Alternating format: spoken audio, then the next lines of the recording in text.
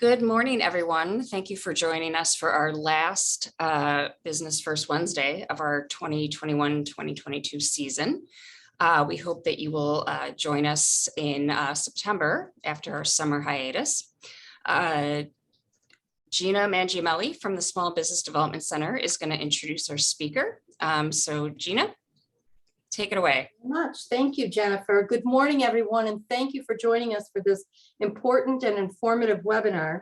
I am with a certified business advisor with the New York State Small Business Development Center, stationed at SUNY Brockport. So just very briefly, we want to let you know that currently we're located at the MCC downtown campus. Tomorrow, that all changes. We're moving to the Rochester Educational Opportunity Center, REOC, which is 161 Chestnut Street. We'll be moving tomorrow, so appointments can be in person, and we'll still do Zoom and telephone, but advisors will be there and can take one-on-one in-person meetings at that location. Briefly, the SBDC is here to help you with all of your entrepreneurial requirements. We meet one-to-one. We offer these kinds of workshops and webinars. We have tools, online tools like EntreSkills. We have lead generation software, BidLinks, which can help you to find government contracting. And we have a team of marketing research librarians in Albany that can help us pull together marketing research for your business. So if you're starting a business, if you're an existing business, it doesn't just have to be a startup. We're very good with helping with growth, analyzing maybe some things that are happening well in your business or not happening so well. So please feel free to give us a call. The number is 585-395-8410, and those numbers will not change upon the move. So we look forward to assisting you. So being that minority and women business certification has come up a lot, we decided to do a workshop on this. And we're very fortunate today to have Matthew Burrell as our presenter to talk about the Monroe County Minority and Women-Owned Business Program. So there is also a state and a federal program, but today we're going to focus on the Monroe County program. So our presenter is Matthew Burrell. He's been the manager of the Monroe County's Minority and Women-Owned Business Enterprise since its inception in 2021. In this role, he is responsible for the creation, implementation, and management of the county's Minority Women Business Enterprise Certification and Utilization Program.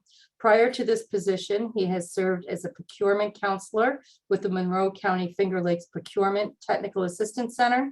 Matthew brings over 30 years of combined military, government, and civilian procurement experience. He is a native of Buffalo, New York, and is a United States Air Force retired veteran. We welcome you, Matt. Thank you for joining us today. Thank you, Gina, for that wonderful opening, and good morning, everyone. As Gina said, my name is Matthew Burrell. I am the utilization manager for the county's MWBE program. Very new program, we'll get into that, but I think you're going to find that something that was well needed in this area.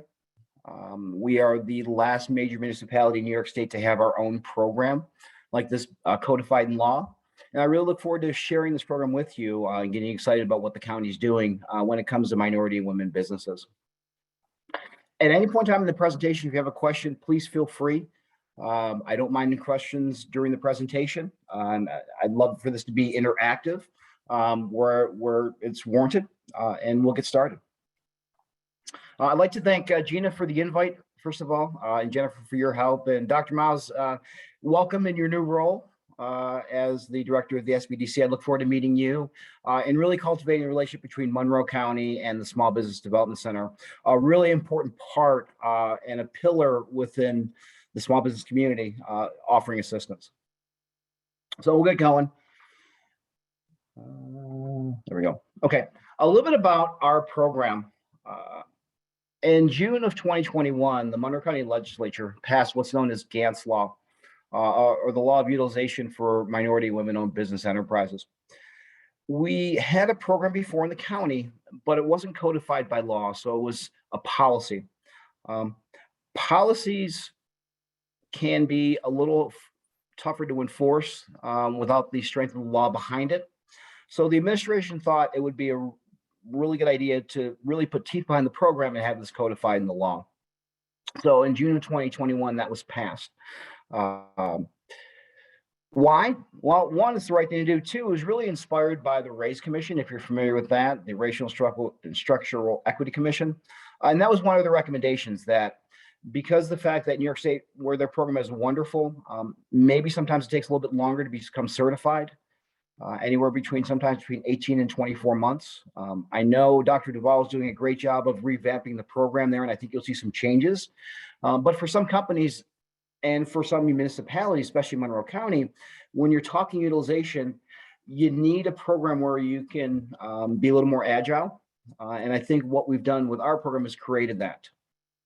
A little bit of overview about the law.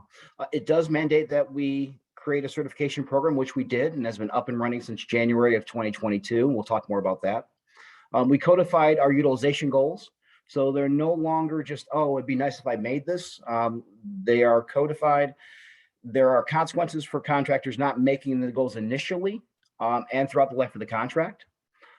Probably one of the biggest things I'm excited about is, typically when you think of NWB, you think construction. We've expanded that to multiple contract categories, which we'll talk about. It calls for annual training, and we've done that already once, and we'll brief you on that. And also, we're going to be doing year-round training cycle, much like what the SBDC does. We're going to have our own rhythm here starting probably around September 1st, where we do monthly trainings for MWBE specifically about issues that affect them. It also talks and brings into effect formality behind the utilization plans and a waiver process. And finally, programs have gone to effect as of January 22. We are fully in effect. All right, a little bit about the program. This was a really exciting day. If you see in the background, we had County Executive Bello and the City of Rochester Mayor Evans. They're the ones that helped kick this program off. In this picture, we're at J2 Medical Supply, which was the very first minority business enterprise we certified. We were really excited that day, and actually we had 3 of our first certifications there where they were presented by the county executive. And this just goes to show you that it's not simply just a local program that we created. It has the full backing support of our administration, our county leadership.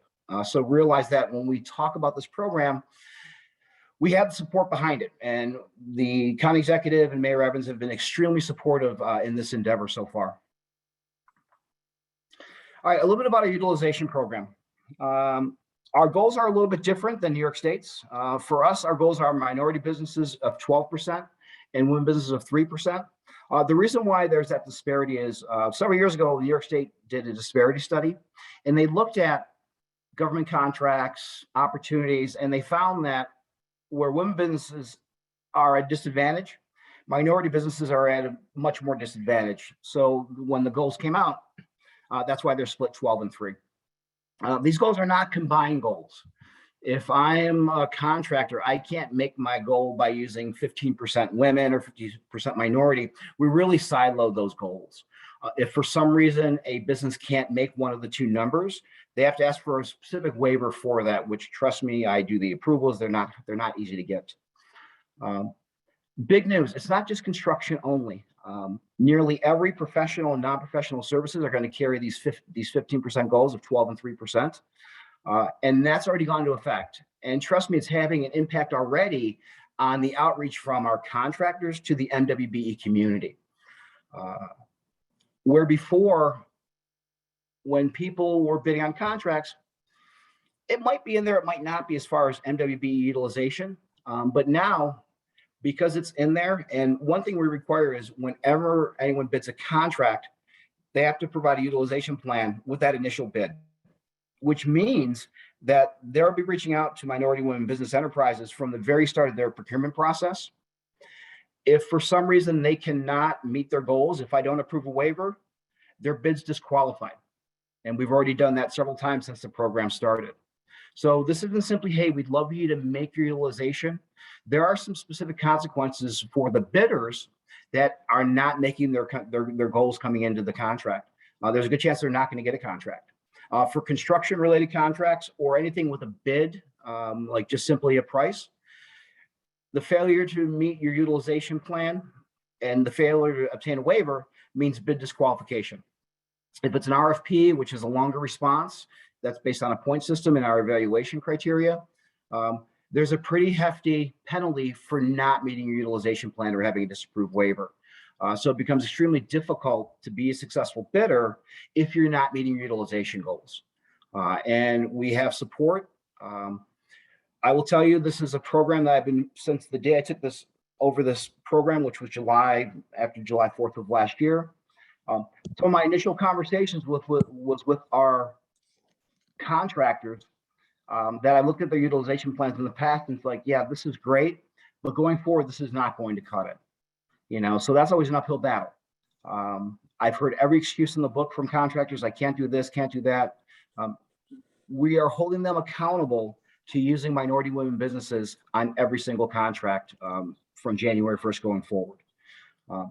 Not just in the utilization plan, but in our law, we're allowed to go after liquid damages if a plan does not, if they're not successful on their plan throughout the life of the contract, and we're prepared to do that, especially if for some reason they change the utilization plan or don't meet their goals, and they could have controlled that.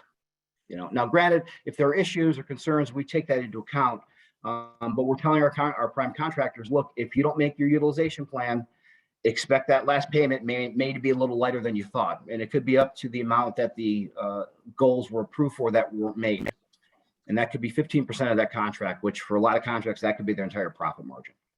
But we are very serious about this. For businesses out there, if you do any kind of service related, if you provide any kind of services, give me a call or look at what we're doing, because you'd be surprised at the number of subcontracting opportunities that are going to be coming up in the near future, and the ones that already exist. Things like, professional services, little things like security. We have a security contract that's up for bid now, and all the bidders went out to local MWBEs for that utilization because they knew they had to, where before this wasn't a part of that type of contract. So this is new. For companies that are on either the New York State list or our list, you may be seeing an increase in requests to provide quotes. If you get a request for quote from a contract, regardless of what it is, whether you can support it or not, please respond. One of the largest things I get when I look at utilization plan waivers is that, hey, I sent out all these emails to these companies and not one responded. It's hard for me to, push them to the wall when they can show me that just nobody responds. So I ask that if you are solicited, even if you can't respond, if you can't provide the service or you don't have the resource at the time, please reach out to that person and say, thank you, but no thank you. Again, we want to make sure that not only are they reaching out to you, but in return that you're providing them what they need as far as quotations, or at a minimum that you won't be able to do that. But again, it's a wide variety of services. And for a lot of our contractors, especially the ones that tend to win contracts over and over again, it's a bit of a wake-up call. We've had some really good conversations with some of our long-term contractors. One story I will tell you, there's a contract it's a roofing contract, and we had 3 bidders. 2 of them made their utilization plan. The low bidder didn't. So I'm talking to him, and he's like, "Wow, we just can't do it." I'm like, "Well, I'll tell you, if you leave it as is, you may not be successful in your bid." Well, he went on. We talked about how he could reach out to MWBEs, both on our list and the state list. About a week later, we're having another conversation, and he's like, "Matt, I didn't realize there were companies that were out there that could help me do this." He goes, "Had you not forced me to do this, I would never have done that." And really, at our basic level, that's what this program's about. Making sure that people are being put together, make sure that MWBs have these opportunities, and that make sure that people using MWBEs are willing and know what they should be doing and how they should be reaching out. So again, if you're not if you're not certified in a program, I recommend you do that as soon as possible, because there are opportunities out there. Okay. The next pillar of our program was our annual training. And for those that were on the call that might have been at this year's first one, we kept it small. We did a day-and-a-half event in partnership with the City of Rochester and the University of Rochester over at the Moore Art Gallery. Phenomenal turnout. We had about 150 attendees over the 2-day event. Again, we had our lovely trio of Adam, Malik, and my boss, Dr. Kimbrough, the county's first chief diversity officer there to kick the event off, really well received.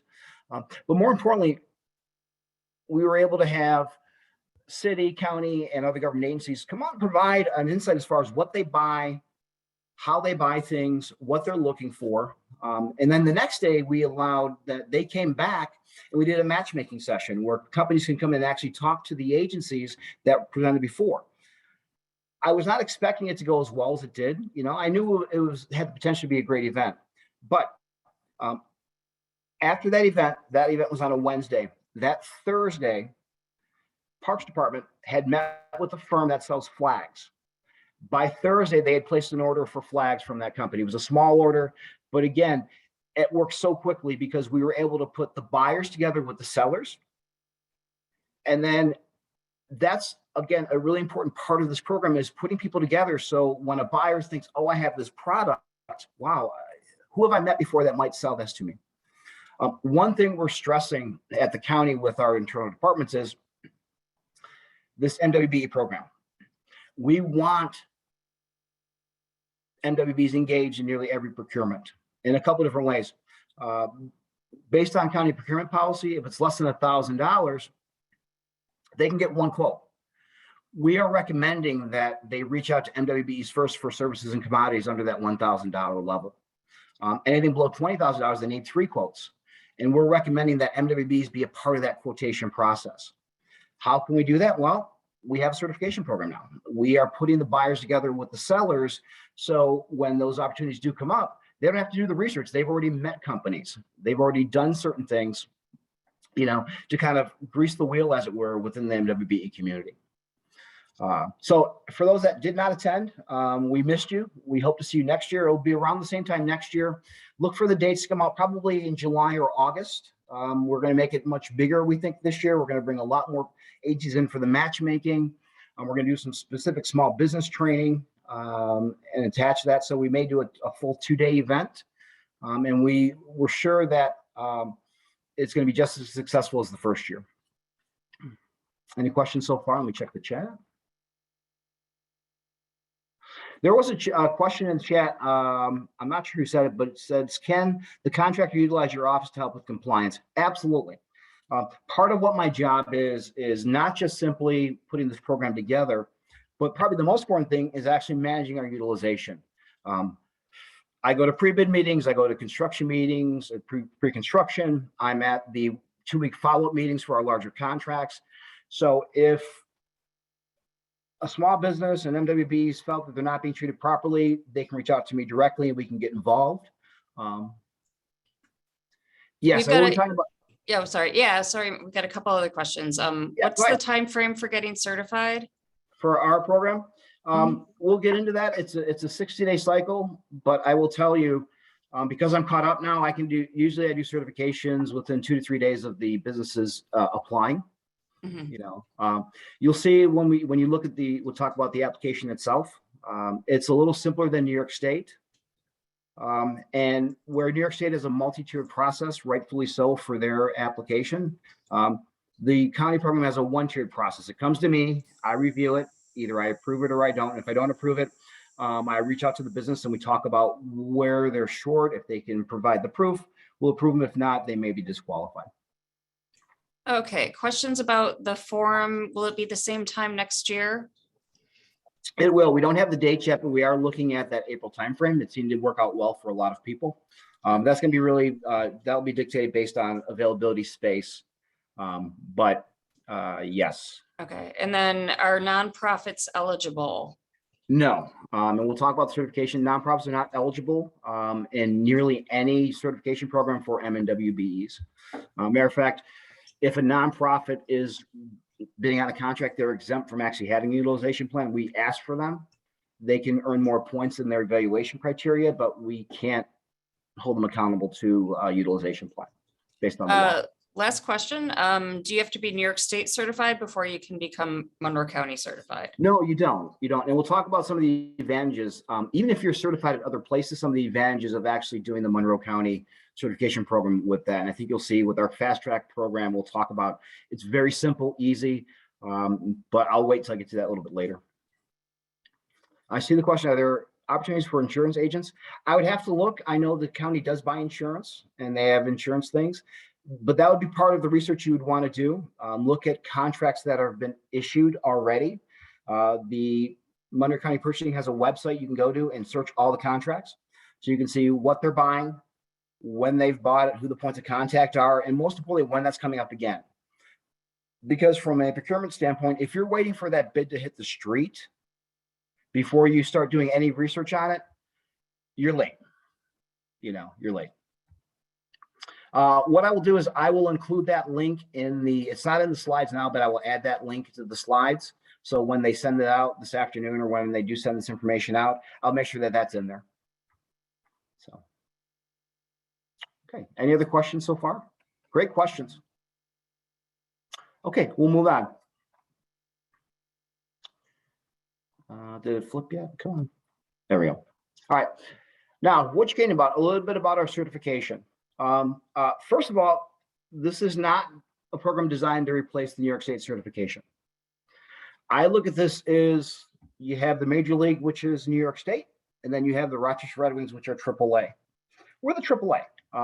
And the reason why we're AAA is because one of the things that we have to consider in our procurement is our certification can only be used on locally procured contracts, which is tens of millions of dollars.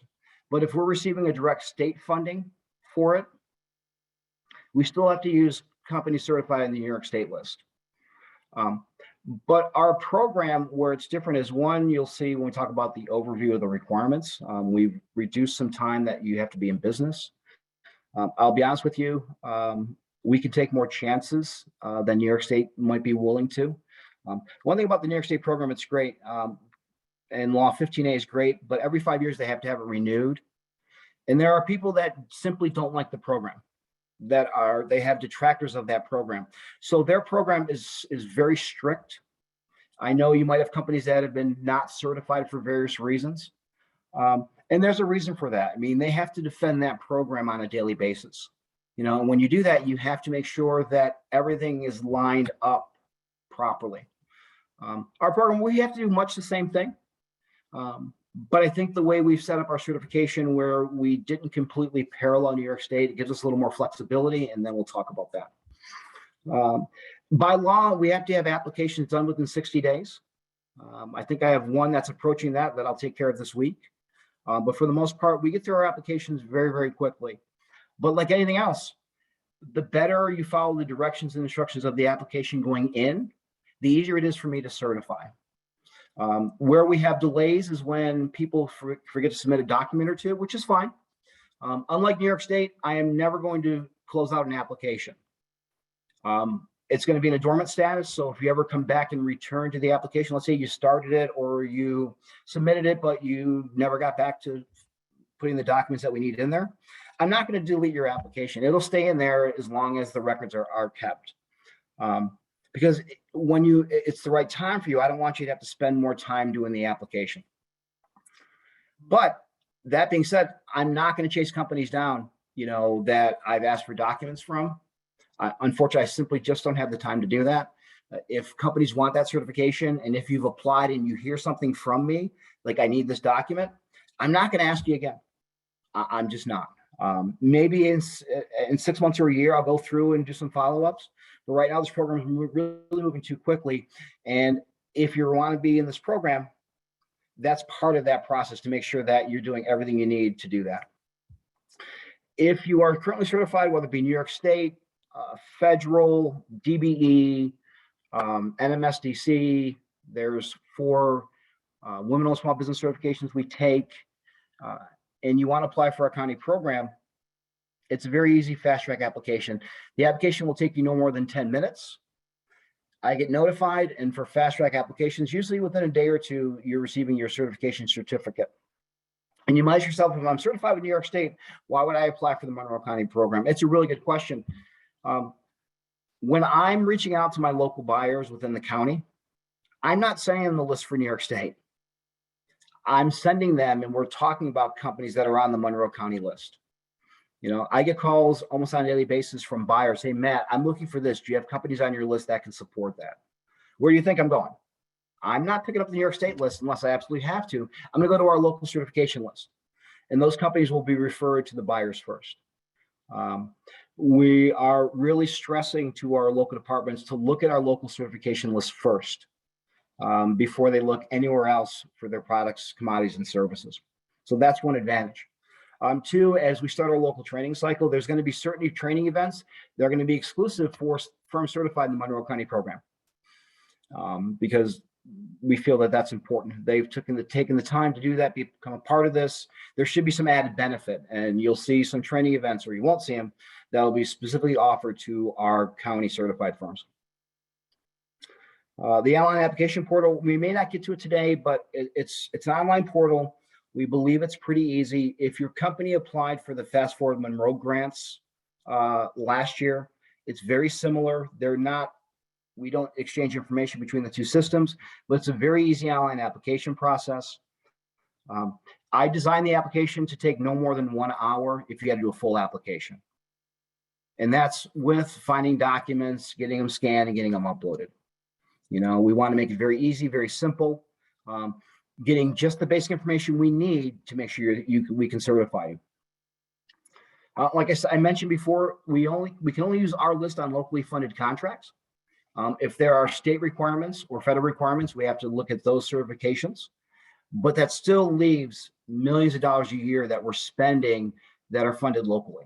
There's no restriction or limitations at all on that local funding.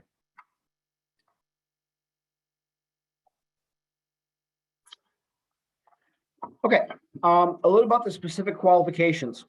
For our program, at least 51% of the ownership must be in control, must be by a minority and or a woman. And when we mean control, if you're a passive owner and you're not involved in the day-to-day operations of the business, like signing contracts, if you know nothing about what your business does, if you're kind of sitting back just doing the administrative portion of the business, you may not be able to be certified by us or other agencies. What we're looking for are women that are in control or minorities that are in control of the business, that or they're involved in making the day-to-day decisions. And the reason for that is to prevent fraud in the program. You may have heard of stories before where there might be a minority or woman business that minority or woman was just a figurehead for the company. They knew nothing about the business. They just kind of sat back and, you know, they said, you're going to be the president, you're going to be the CEO, but we're going to take care of all the work. We want to avoid that, because is that truly a woman-owned business when it comes to these programs? Not by definition, you know. So the woman or the minority must not know everything about the business. They don't necessarily have to carry every certification that the business would use, but if they don't have those certifications, they must have done things, you know, to learn the business. Because let's face it, there are businesses out there that, due to death or whatever, that a minority woman may come into control of a business, and they may not know everything about it. And we don't necessarily want to hold it against them, but at some point in time, we want to make sure that they know enough about the business so that if there are other in a company, either non-minorities or non-women based on the ownership structure, if they're the ones that really control everything, if that person were to leave, or can the business function? So we want to make sure of that. Same thing with citizenship. I've been asked, do you have to be a citizen or resident alien? Yes, that's part of the law. That is a requirement. And this is a local part of a regulation. You have to be in operation for at least 6 months at time of certification. If there was a recent ownership change where it was a non-minority women business and now it is, we also require 6 months of that happening before we'll certify it. Because what we don't want is people do ownership changes, structure changes just to get a certification. And then 6 months down the road, that changes. So we figure that 6 month time is a good time to have a overview of work that the company's done as a minority women business before we certify them. One thing we request that you ability to show you've done some work. If you're a new company, we'll have a discussion about that if you don't have any invoices or receipts yet. But again, we want to see that you've done work. And unlike New York State that uses NAICS codes or North American Industrial Classification Standard codes to identify what you can do, we're using keywords, and we're going to take a little more liberal approach as far as the work you can do under the program. For those of you who don't know, in New York State, you have to be assigned very specific codes that a contractor can take credit for using you as a minority or women business. We have something similar, but a lot more flexibility. So for example, let's say you are, a construction company, but you really do, drywall, that kind of thing, but a company wants you for masonry. They can reach out to me as part of their package, request a waiver. I'll ask the minority women business, hey, let's have a conversation about your potential opportunities. Can you do this kind of work? Prove me that you can do this work. And we'll let them expand without having to go through the process of adding new NAICS codes and showing all these other things. We do that very quickly. It takes about a 30-minute conversation so that MRWBE can expand their service offerings on a contract. To me, if the contractor is comfortable with using them to do X, I'm okay with that. Now, one thing I will be watching for is we're not going to allow pass-throughs. We're not going to allow simply people just to sell anything if they don't have the experience in it, because that is potential for fraud, which we just can't allow in our program. We just can't allow it at all. One thing I tell companies, you might have been in business for many years, but you have to be legally formed. If nothing more, go to the county clerk's office and establish you're doing business as or a DBA. But I've gotten several applications that they've been doing business for 10 years, but they're not a business. They're not a legal business. So that's extremely important. And another thing is, we have some out-of-state companies, they must be authorized to do business in New York State, and I can walk them through that formal process to do that. So we do have several companies on our list that are out of state that want to do business with Monroe County that have applied and been accepted into the program. Any questions on that so far? Great, we'll continue on. We'll see if we can go here. I might lose you, or you might lose the screen, but we'll try. And can you guys see my browser window popping up? Okay, perfect. All right, this is our website here, our webpage. One thing I want to show you is that all the links for the program are here. It's very easy to use, very simple. This is really exciting. Hopefully it works. As you see, I updated our list today. And I believe we have upwards of 90 companies on our certification list. So we'll see if this comes up. Can you see the PDF? Yeah, it may be a little small. I'll try to zoom it in, but we have a wide variety of companies that have been certified into the program already. We're really excited. Everything from construction to, there's restaurants. The county will use cater from time to time. I'll see if I can make it a little bit bigger. Can I zoom it? There we go. So this is the format of the list. So if I'm looking for a certified firm, I'll pull up this list. It's alphabetical. This is just the first pass at this list. Eventually, I've got some designs in the work with our IT staff to make this a little more automated, to make it searchable, on the website. But that's going to take some time to build that code. But we figure for now, it's most important to get the list out to people that they can, at least do an eyeball search. So there's quite a few companies here across the spectrum of products and services. Don't feel that you're too small to be on this list. You definitely can. I see a question, what categories of business can apply? Any business can apply. Now, probably the one thing we won't be certifying initially are cannabis businesses, simply because the county doesn't have a need to buy cannabis right now. So we may stay away from that.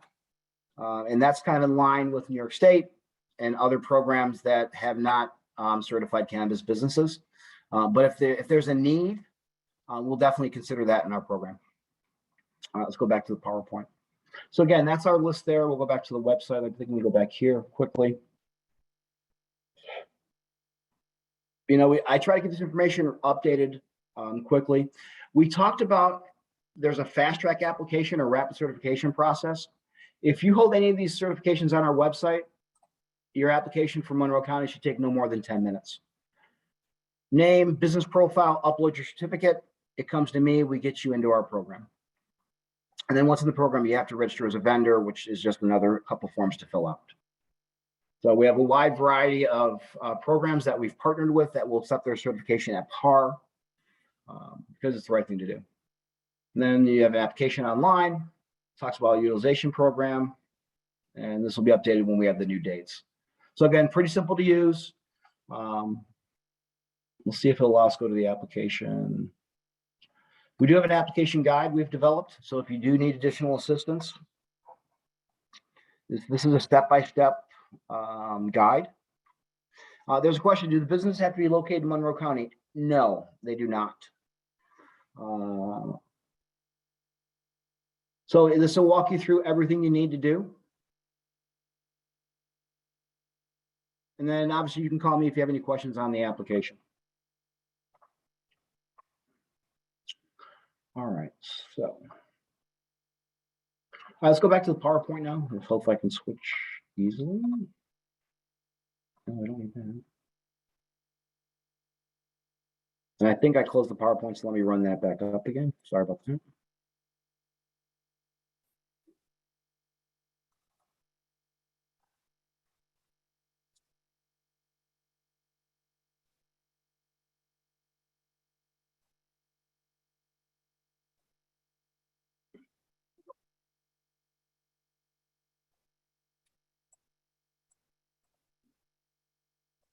Okay. Are we back in the PowerPoint? Great. Okay. Sorry about that. I'm working from home today, so I don't have my normal setup. Okay. And it'd be nice if I brought up the right presentation.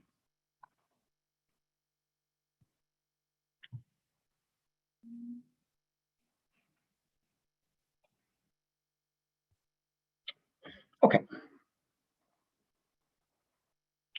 All right. Before we get to this, any questions so far on the program, certification program?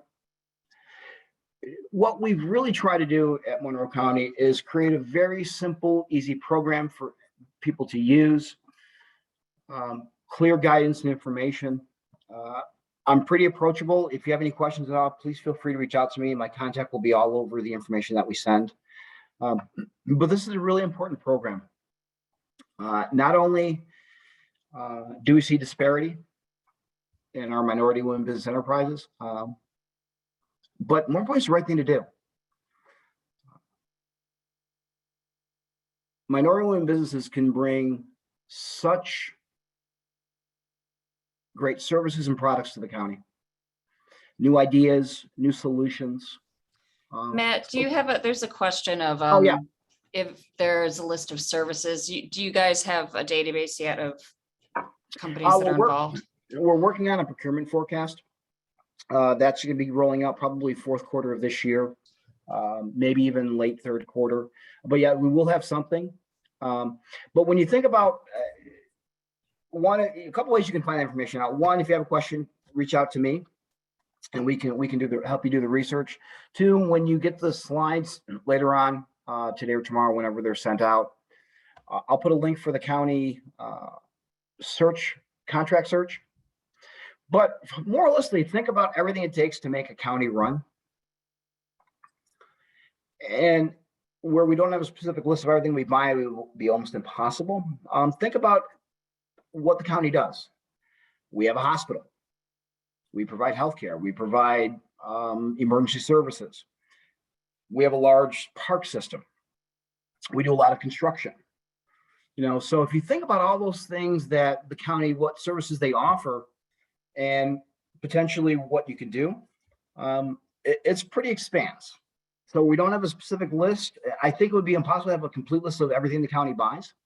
But what we are going to do is put a procurement forecast together for our larger contracts or any contract that will carry MWB utilization goals, so you can kind of start planning out to the future as far as reaching out to prime contractors, reaching out to the county about your services. Once an RFP or a requirement is dropped, you can talk to one person about it, and that's the contracting officer. Before then, actually, I think it's 30 days prior to a contract, to a requirement coming out public. But before then, you can talk to people about what they're buying and what they need, what their needs are. You know, and as you look at developing your networks, developing relationships, it's an important thing to do, is to know who the players are, to know who your buyers are, to know what the needs are. You know, to talk to them about things maybe you sell they haven't thought about buying. You know, and we could talk for hours about the art of selling to the government, which will be probably the first class in our series when we hit the ground running in September.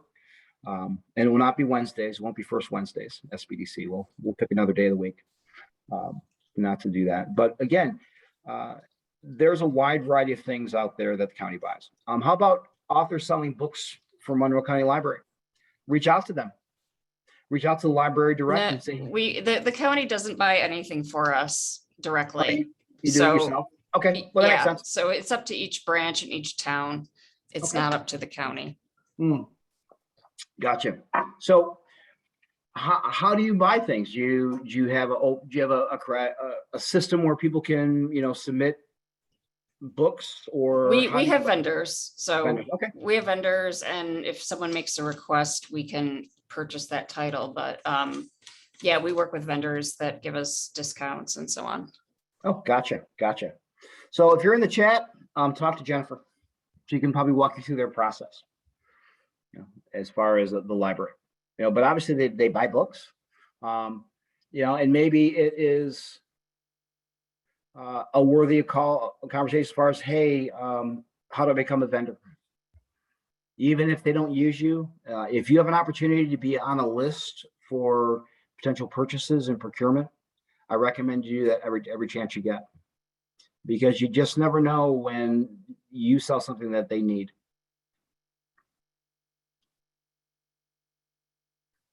Barbara, give me a call later. We'll get your website on the certification list this afternoon, but appreciate that. So, okay, we'll kind of move on. All right, so let's talk about some philosophy things. Why sell to government? We've talked about this a little bit. The government buys a wide variety of services and products that you might not think of. Think about running, you know, a municipality and all the things that go into that. All the services you see when you see a Monroe County truck, you see a Monroe County building, when you go to DMV, you know, when you go to Monroe County Hospital, all those things are run by the county. And guess what? We don't make anything. We buy everything we use to fulfill the mission and the needs of Monroe County residents. So wide variety of things, we do that. We don't have a specific list, but if you call myself, you call the purchasing department, they can tell you, hey, yeah, we do buy that. You know, they can't necessarily buy from you right away because there's processes involved, but absolutely do your research. Call county purchasing. They don't mind talking to small businesses and minority women businesses at all. And we want to work with small businesses. One thing about a small business that is different than a large business, guess what? Small businesses can be very agile. My son works for Raytheon Technologies, which is a defense contractor. He's an engineer there. And we have conversations as far as, because I spend a lot of time in government procurement, we talk about getting changes made in his world. And it could involve 8 to 10 steps and layers and levels to go through for approvals to make changes. Guess what? You're a small business. The customer wants a change. You can shift really quickly to make that happen. Government likes that. They really, really do. It makes their job easier. It makes you easy to work with. Government spending is not going anywhere. It's consistent. Yeah, budgets fluctuate. What we buy from time to time will fluctuate. But I can't see a time, anytime in the near future, where the government will just stop buying.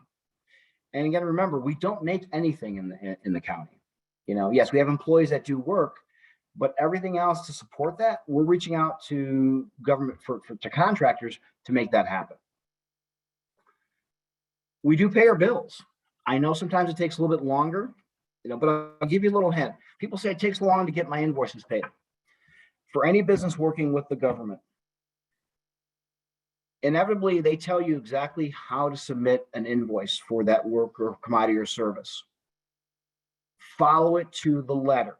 Make sure it's completely done. If they give you format X, don't whip out an invoice from your internal system and submit that, because it might be missing something.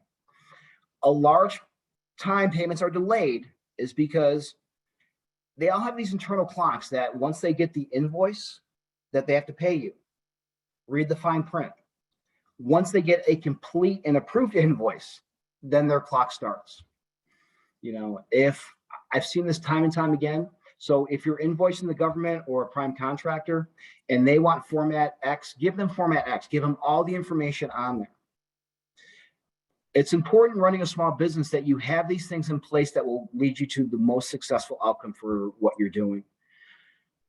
I know it's hard running a really small business. You're doing everything, you're making a lot of these decisions, but at some point in time, if you're looking at government contracting, whether it's a prime or a sub, you want to have that infrastructure in place that's going to make getting paid, make your job, being able to expand that much easier. So look at your internal workings. If you're having a hard time getting paid by the government, for a contractor or a prime contractor, look internally and say, look, did I give them everything they need in the time frame they needed it? Now, if not, if you're on a county contract and your payment's delayed, call me. I can make a few phone calls. We can see what's going on there. There was a question that came in. How do you find prime contractors that may want to use your services? A couple ways you can do that, Yolanda, is one, know your industry. If you sell X, do the research as far as what other companies do that. And a couple ways you can do that. You can look at who's on government contracts. You can use the county website. You can use the New York State website. There's a state website for that. There's a federal website. You can see who's been winning these awards and reaching out to them that way. Because I will tell you, most big companies are very heavily into supplier diversity. And these goals that are on county contracts, the 15%, only get higher as you go up the level of size in government. We know New York State is 30%. The federal government is anywhere between 23 and 35%, depending on the agency and the contract. So all of these people are going to be looking for diverse businesses to work with. Take, for example, pick a large company in your field that might know, and that it doesn't matter who they are, but I bet you if you go to their website, they're going to have a supplier diversity portal where they're going to say, look, sign up here. This is the first step so we can learn about you, because they're going to need to make these goals. They're going to have companies to work with. So again, I bet you the SBDC can also help you find out what kind of contractors, may want to partner with you. The biggest thing is that research. Do the research behind that. Know your industry. If I'm in construction, I'm going to look at what companies are winning the contracts in this area where I feel I can play a part. If I'm in professional services, again, I'm going to look at the companies that do similar work that I do, or I can complement and augment. I'm going to look at these county contracts, say, okay, who are the companies that are doing it? And I'm going to reach out to them directly. Hey, this is who I am. I see you're on a county contract. I'd love to sit down and talk to you, see if I can help you with that. Especially because a lot of the contracts that we're going to see coming up in the next couple of 3 or 4 years, especially in the services and professional, non-professional services, have not had goals before on these contracts. For some of these companies, if they're an incumbent and they're bidding, or if they're just bidding on these contracts, it's going to be a new experience for them because they're going to have minority women businesses to be successful in winning bids. So now's the time. If you go to the Monroe County website for winning bids, just go to purchasing. And again, what I'll do is I'll put some key links to some of these things we're talking about in the very last slide before I send this over to Gina. So you can have those, and I'll put a little explanation. So it may take me, a day or two to get these back to you, but we'll put these things on there so you have some resources available. And then I believe there's links on our website too. So if you go to our website, they can be linked there. But I can't stress enough the importance behind this early intervention, in your journey in business development. You don't have to do it full time. It could be a small percentage of your business week or day or whatever time frame you want to use, but you need to start doing that. They need to know who you are. Somebody asked about who can see winning bids. The nice thing about government procurement is everything's out in the open. If you submit a bid that's based on like a lowest price, you can go to bid opening and they'll read out company A through company Z and what their price was. Anyone can attend these. They do post them on the county website. They're posted at the county office building. But more importantly, if you bid on a contract, if you bid and they're going to do a public opening, go to it. For a couple of reasons you want to do that. One, you want to see if you had the lowest price right there. Two, you never know who you may meet at these bid openings. Because obviously if you're there for the same bid opening, you offer complimentary services or the same services that other companies there. Don't be afraid to say, hey, how are you? This is Matt. This is my business. I'd love to have a conversation with you. Another thing about government contracting, and the final thing we'll talk about is it doesn't matter where you're located. One thing we learned through COVID, maybe many of you work from home. I know I was from home quite a bit and was able to be very effective. I think companies are learning that a lot of this work we felt needed to be a close company right next to my backyard. With the success of working remotely, work from home, it may not matter where you are. You may be able to work on a contract in Washington, D.C. or California from right here, especially if it's all remote work. So think about that. And that can really expand maybe where you look, both as a prime and a subcontractor. Okay. All right, here's some other tips. And we've talked a lot about these, and this is the very last slide. So we're probably wrap up a little bit early for some more questions and answers and kind of give you part of your day back. Some tips. If there are certifications you can obtain them. I know sometimes they're a little bit of work, and that's okay. I get that. But as these programs gain more and more steam and more momentum, and they have more and more things in place to assist you with these programs, get your certifications you're qualified for. Because if you're not in there, you're missing out on potentially business, because people, they might know what you do, but if they're looking for a specific fit for a specific need within these utilization plans and programs, you're not going to get the call. You're not going to get the call. We talked about this. Do your homework. Who buys what I sell? Where do you fit in? Contact SBDC. They can be very effective at helping you develop these marketing plans and doing that research. There are several free services out there that you can use. Where I came from, the PTAC, Procurement Technical Assistance Center, where I was there for 5 years. Another great agency to actually help you navigate and do the research. The Monroe County Library System, I know I've sent clients there to use their assistance.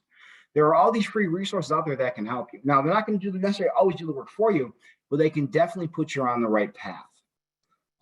We also talked about the next thing. Get to know who's in your agency. Once you realize who's winning these contracts, reach out to them.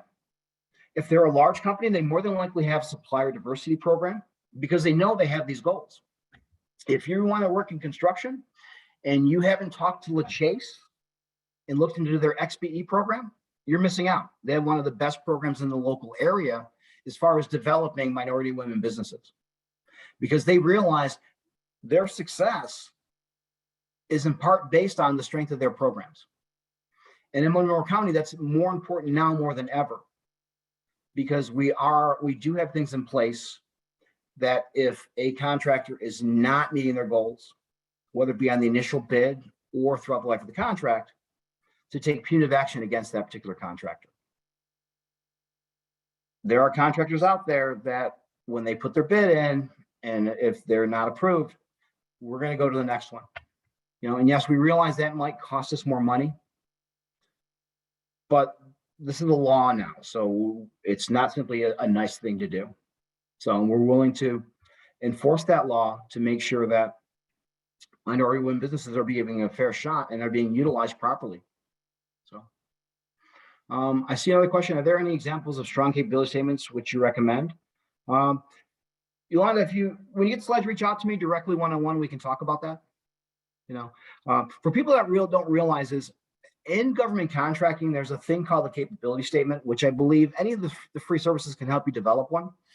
It's kind of like your snapshot as far as who your company is, who you are, what you do, what certifications you have, how they can reach out to you.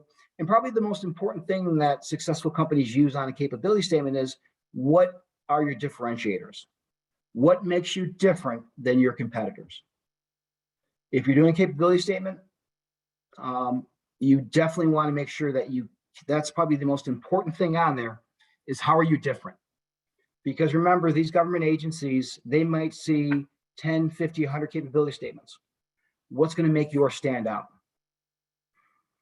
So again, I think Gina put in there that she can help you out with that. Absolutely. Develop a good capability statement. It's basically your business calling card. Hey, this is what we do. This is how you can reach me. And that's really important part of the marketing of your company. And finally, use your free services. We've talked about them. There's the PTAC, there's SBDC, and there's a brand new one, the Women's Small Business Development Center, another SBA sponsored program. And that's through the Urban League. So use them. They do phenomenal work, and they're experts at what they do. They can definitely get you on the right path towards success. And don't be afraid to give them a call. Okay. Well, that concludes the formal part of the presentation. What questions do you guys have? What would you like to see within the NWBE program? What are maybe some pitfalls or things you've experienced that we can talk about that you can share, good or bad? I see we have several companies, at least one company, that have already completed the Monroe County Certification Program. Barb, are you there? You want to chime in? Oh, okay. Sure. I think the most important thing that I learned was through the annual training that I attended. I didn't realize how many knowledge gaps I had until attending that. And one of the most amazing resources, other than the library, is PTAC, who's been helping me get through the state and federal certification. Great, awesome. So let me ask a question. What documentation do we need to apply? And I don't think it was on the slide. That's more my deep dive slide. So if you look at the certification program, there's some key things we have to have. You have to prove either your minority status or your woman status or both. For minority status, it's simply there's an attestation form that needs to be certified to be notarized. To prove sex, it could be a passport, it can be an enhanced driver's license or a birth certificate, something that has the gender on there. That's the first part. To prove your business, either your DBA, your LLC paperwork, which is your operating agreement and initial registration, or your corporate paperwork. You'll see specifics in there. One thing, if you're a corporation, one thing that's extremely important is your stock ledger. Some companies out there, they form a corporation. Yeah, Gina, there's a checklist with the application, and there's a checklist in the application guide. So very specifically, but just a pointer. One of the biggest things with corporations, S corps or C corps, that I see the problem is they have someone register for them, which is great. They get this big binder with your stamp in it, and they don't issue any of the stocks. Well, if you haven't issued any stocks, I don't know who owns the company. I just don't know who owns the company. So make sure you do that as a corporation, and include that in the Monroe County application. One thing also we look at is previous business. And here's ideally what we'd like to see when you talk about what work you've done in the past. Where you were contracted or the purchase order agreement to do something. That includes the scope of work that you did. Second part of that would be where you invoiced for that completed work. And the last part of that would be proof of payment, a canceled check, a bank statement showing the electronic deposit. Again, so we know that you were contracted to do work, and you know that this is what they wanted you to do, that you were paid, that you invoiced for that work, and that you were paid for that work. You know, for our program, but especially if you're applying for the state program, that's extremely important that you do that. That's extremely important that you do that. For your state certification, just again, this is your hot take. What that's used for, that triad of information, is to assign your NAICS codes, the North American Industrial Classification System codes, or other codes that they use to assign you what you can be used for on a contract. And if you don't complete that, and I'll give you another hint, when you work with somebody that's helping with the application, make sure everything you do that you want to be used for. So let's say you offer multiple services.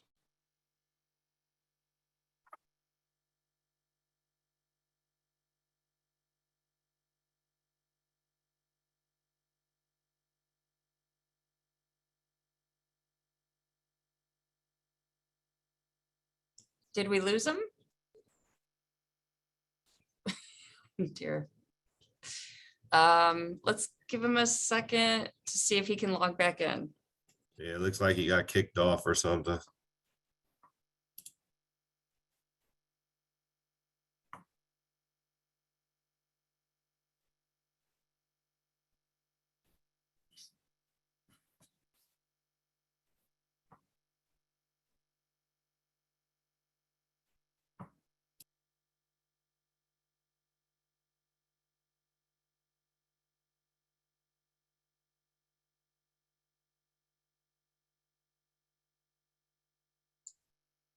Well, Jennifer, while we're waiting for him to come back on, let me just address two of the things he talked about was lead generation and the capability statement. SBDC has a program called Bid Links, which is a lead generation program, which we help you develop a profile. And then it goes in and it scans every night. It goes through and it identifies federal, state, local contracts that are, looking for a request for proposal. So when you come to the SBDC, we can help you with that profile and get you into our bid link system. There's no fee for it. Secondly, the capability statement is, pretty much like a seller's card. So we can help you identify key things about your business and help you develop. I've got some, formats and things that we can show you on what that represents. The federal capability statement looks a little different when you're approaching, let's say, Department of Defense or, the FBI. But for state and local, we can tailor it to the audience that you're, it's like a resume of your business. So we want to tailor it to the audience that you're speaking to. So we can certainly help you with that. And, the SBDC advisors are trained and very informative with their backgrounds. So don't hesitate to give us a call on that.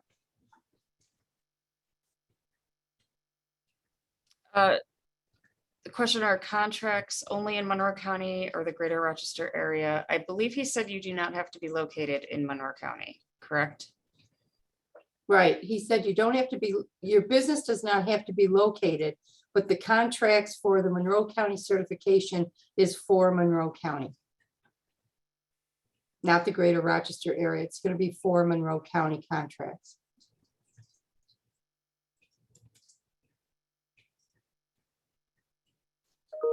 But, I saw that he had Syracuse has a, has a certification. Albany had a certification. So I would say grab as many as you can so that you're well positioned, for contracts that may come up in other areas. Hello, can you hear me? Hello?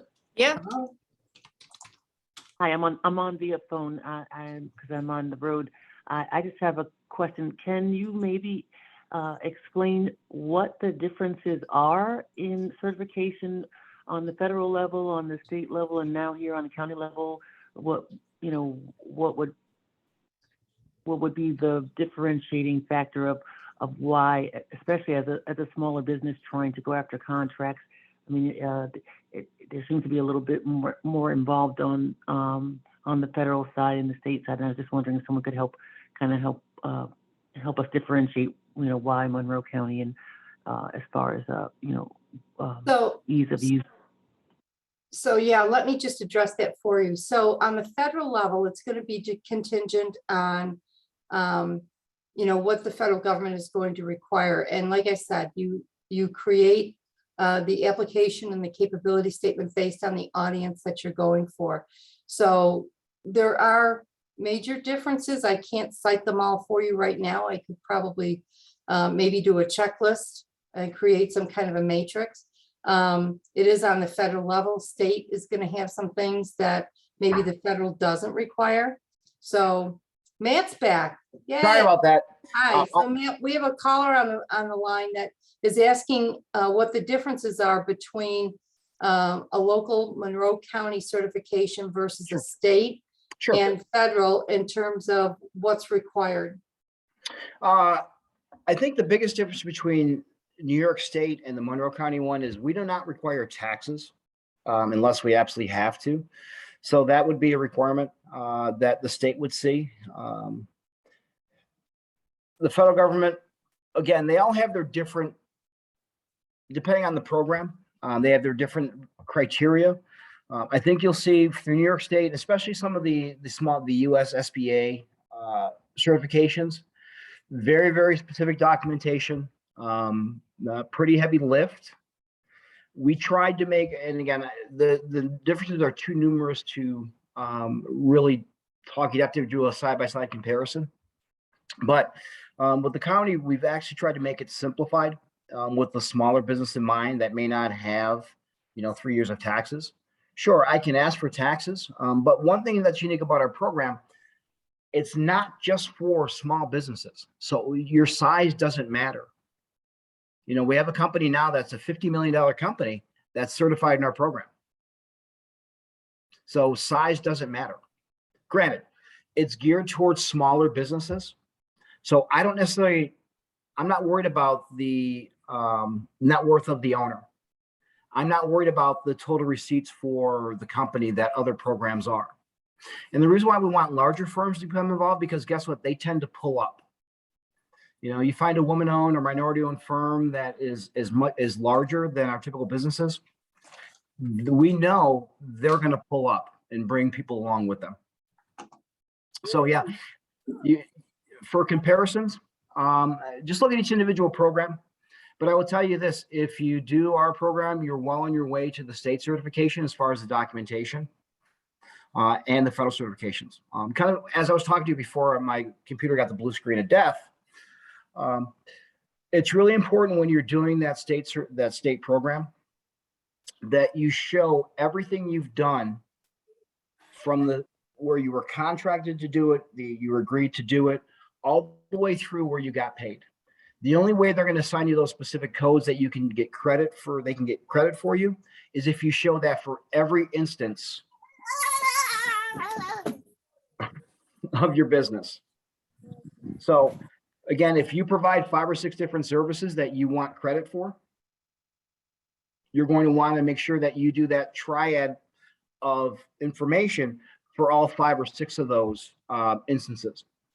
And again, a little hint, as you're putting those packages together, it should be one PDF for each instance. Have someone help you do the research on the NAICS codes that you want that to apply to, and put in big letters, NAICS code this, and then what the verbiage is for that, and then the accompanying documentation, to make it as easy as possible for the analyst at the back end of your application to assign you the appropriate NAICS codes. Because if you don't get assigned the appropriate codes, if I want to use you for a state contract, I can only use you in those assigned codes. And sometimes they're pretty specific. So if you don't have it, it's much harder to actually, add them later on. You can, but it's another part of that process. So a hint when doing the New York State one is that. 2, because it takes sometimes a while for them to cycle through applications in New York State, don't be surprised that when they do start reviewing your application, that you have to resend some documents, like updated documents. Again, New York State has a great program. ESD does a tremendous job. And they're doing things, putting things in place to make that process and program easier. But now they're still a little backed up, but just be patient with them. You know, they're doing the best they can, that's for sure. Okay. I think in conclusion then, just kind of hit on some things we've talked about. If you're qualified for certification, please pursue that. Think about where you might fit in within government contracting. You might be surprised that something you didn't think about before that you could do. We want to do business with minority and women businesses and other small businesses. You know, like I said, they're more agile. You know, they bring new ideas.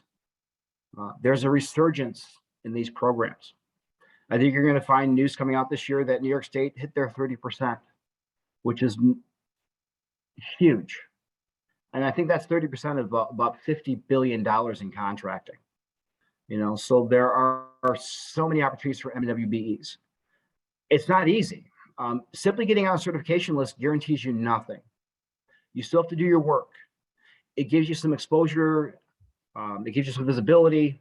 It allows them to use you on a contract for utilization, but it guarantees nothing. Remember, when you're doing your pricing, and I talk about this to every group I get in front of, yes, they have to use a minority women business for a contract, but it doesn't necessarily have to be you.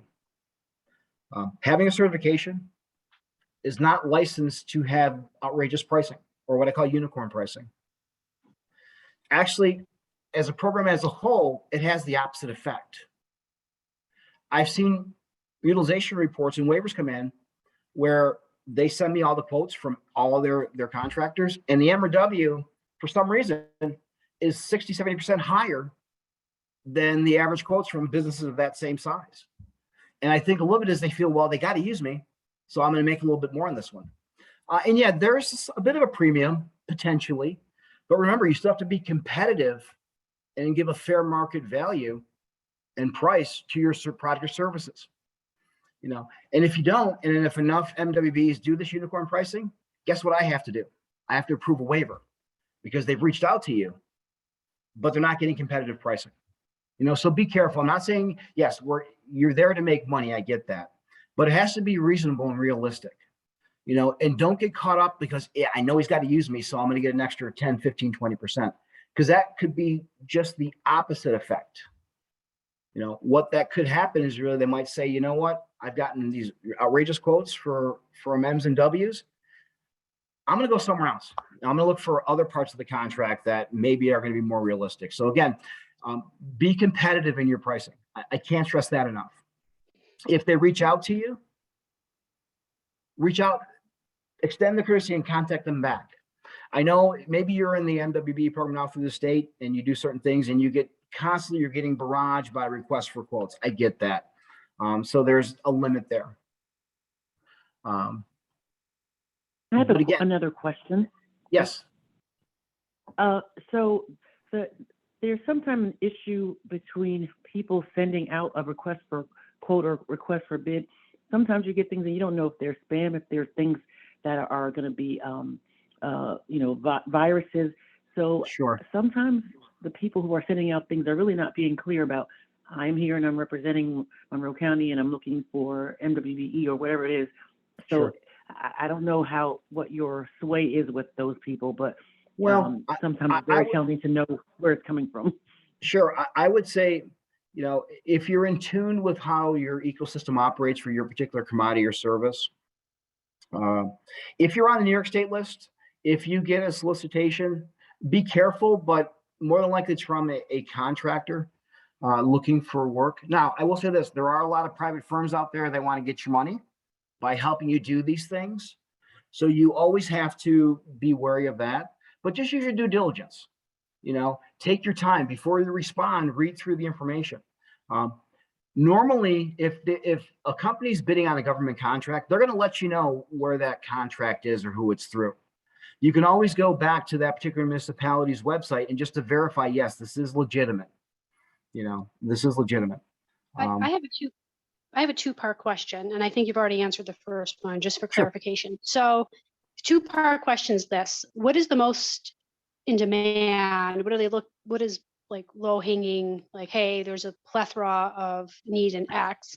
And the second is, I think you've already answered this. You have to already show that you have experience in this area by like statement of work and receipts, Sure. correct? Okay, gotcha there. Sure. So it goes back to the first question, which Sure. is, hey, you're seeing a plethora of need here in the market. What would that Well, be?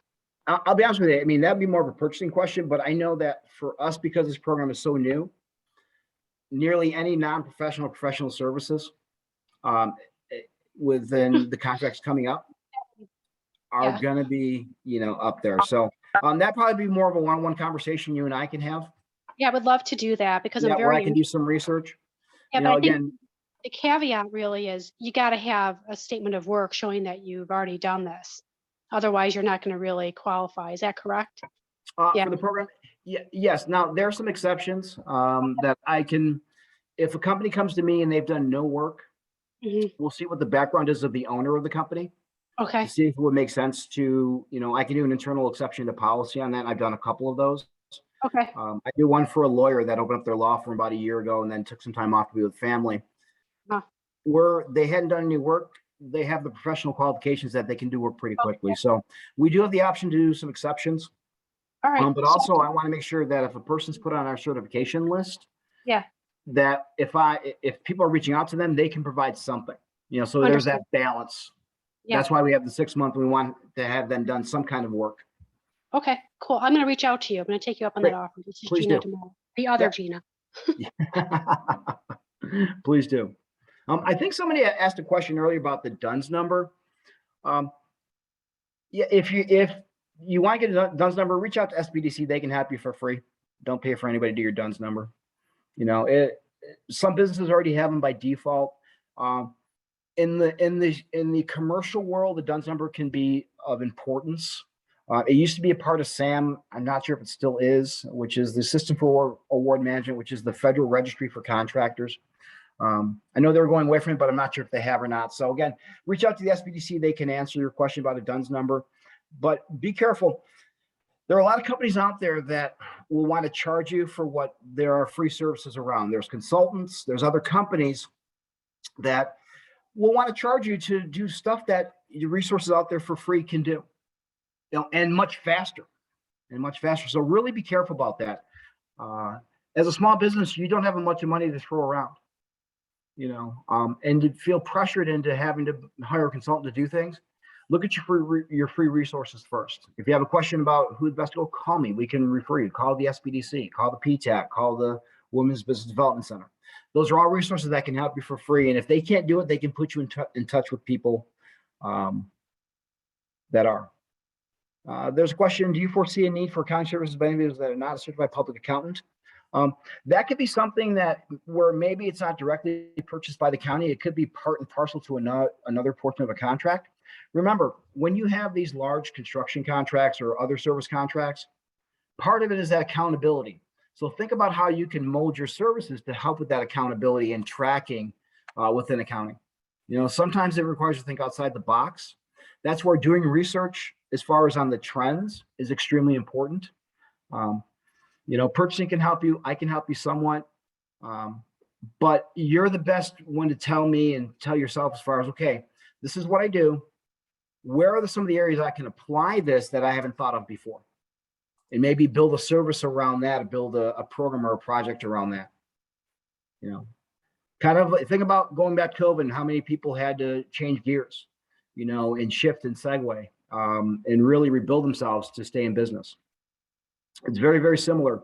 When you're looking at becoming a government contractor is not a short-term solution. It really is long-term.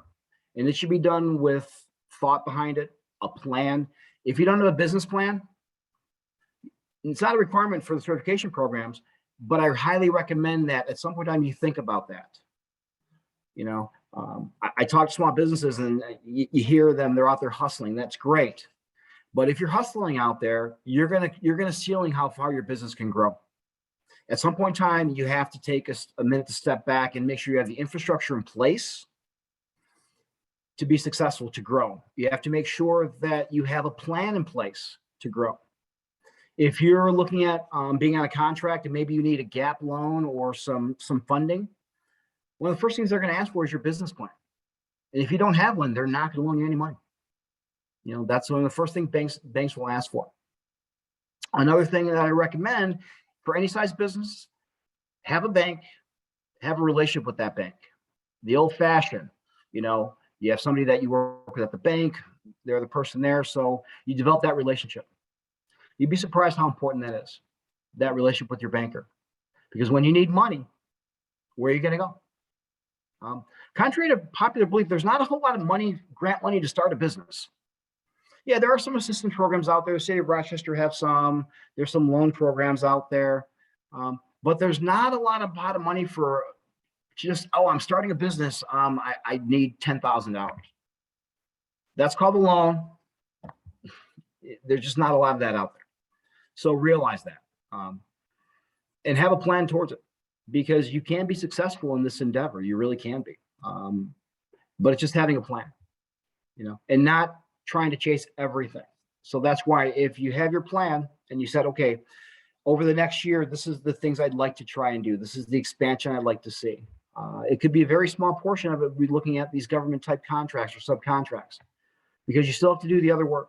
You know, you still have your primary business or your primary business lines that you're servicing. So maybe the expansion is 5 or 10% this year, where I'm going to look at these 2 or 3 requirements or whatever it is, whatever's going to make sense. Whatever's going to make sense. Okay. Any other questions? If I could chime in here for a minute to your point, Matt, about making sure you don't get caught up with consultants and websites that say they can help you with things. Just to share a story of one of my clients who was getting a limited liability company and needed an EIN number. So inexperienced, he just Googled, how do I get an EIN number? And the first company that came up looked like a government site, red, white, and blue, had the language of government, and they charged him $250 to get an EIN number that you get for free from the Internal Revenue Service. Absolutely. So the best thing is to make sure that there's a .gov for those kind of things that you need, and also to make sure that you know you do not pay for an EIN number. And there's so many people out there that, now I did help my client get his $250 back because they misrepresented their site as a government site. Sure. And we got some help from the bank on that.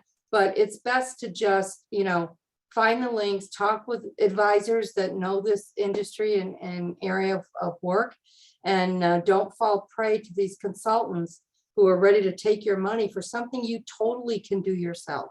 Correct. Yeah. Think about it. When you're doing this research and you're signing up for things, when they ask for a credit card, just stop. Yes. Just stop and ask yourself the question, do I need this? Call me, call Gina, call somebody, say, hey, look, I'm doing this. Do I really need to pay for it?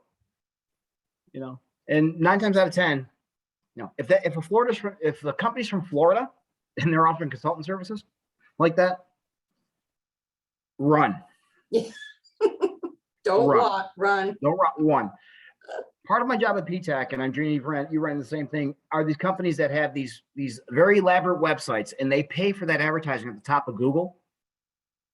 You know, if you've ever done a SAM registration or System for Award Management for federal contracting, you know what I'm talking about.